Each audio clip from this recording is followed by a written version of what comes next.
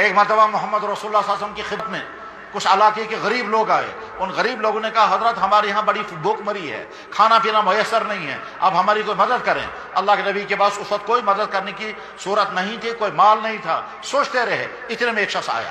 اس شخص نے کہا جناب آپ ان کی مدد کرنا چاہتے ہیں, میں آپ کو قرضہ دوں گا, میں آپ کو قرضہ دوں گا, آپ ان کی مدد کریں.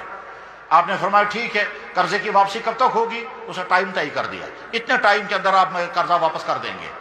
آپ نے ان سے پیسہ لیا اور ان غریبوں کو دے دیا.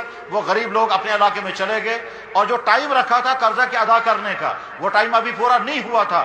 ایک دن جناب رسول اللہ صلی اللہ علیہ وسلم قبرستان میں تھے جنازہ پڑھنے کے لیے, تو وہ شخص آ گیا اور آ کر کہنے لگا میرا قرضہ کیوں نہیں دے رہے ہیں آپ؟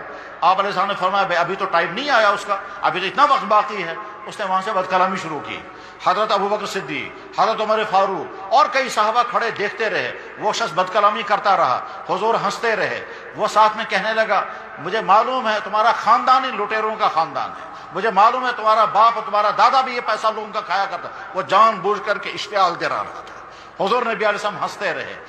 حضرت عمر فاروق رضی اللہ عنہ کو جلال آ گیا اور فرمایا او کمبخت انسان, ابھی تو قرضہ وصول کرنے کا ٹائم آیا نہیں اور تو یہ بد کلامی کر رہا ہے. تو جناب رسول اللہ صلی اللہ علیہ وسلم حضرت عمر کو ڈانٹ کر فرمایا عمر تم اس کو کیوں ڈانٹتے ہو؟ تم مجھے کہو کہ آپ قرضے ادا کریں, آپ تمہیں اسے ڈانٹ رہے ہو. کہے گا حضرت یہ بد کلامی کر رہا ہے اور ایسی بری باتیں کہہ رہا ہے آپ کے متعلق, ہم سے برداشت نہیں ہو سکتی. تو جناب رسول اللہ صلی اللہ علیہ وسلم نے ہنستے ہوئے فرمایا تم مجھے نصیحت کرو قرضہ ادا کرنے کی, اس کو مت ڈانٹو, اس کا حق ہے مجھے کہنے کا, کیونکہ اس کا پیسہ میرے ذمے ہے. حضرت عمر نے عرض کیا یا رسول اللہ وہ پیسہ تو ادا کرنے کا وقت ابھی آیا نہیں اور یہ وقت سے پہلے مطالبہ کر رہا ہے, اور مطالبہ کرنے میں بھی اس نے بد کلامی اور گالیاں دینی شروع کی, ہم سے برداشت نہیں ہوگا. جناب رسول اللہ صلی اللہ علیہ وسلم نے حضرت عمر سے فرمایا اگر تمہیں اتنا ہی درد ہے تو قرضہ ادا کر دو. انہوں نے کہا حضرت ٹھیک ہے میں قرضہ ادا کروں گا. حضور نبی علیہ السلام نے فرمایا عمر تم نے چونکہ اس کو ڈانٹا ہے, اس ڈانٹنے کی وجہ سے مزید اتنا اور دے دو. حضرت عمر نے کہا ٹھیک ہے میں مزید دے دوں گا. چنانچہ حضرت عمر رضی اللہ عنہ چلے گئے, قرضہ بھی دیا اور مزید دیا. وہ شخص واپس آیا اور واپس آ کر کہنے لگا محمد مجھے نہ قرضہ لینا تھا نہ مجھے قرضہ دینا تھا, مجھے تو چیک کرنا تھا کہ تمہارا اخلاق کیسا ہے, مجھے یہ چیک کرنا تھا تمہارا اخلاق کیسا ہے. میں نے یہ پڑھا تھا تورات, کیوں یہودی تھا, وہ یہودی تھا, سولا اس کا نام تھا.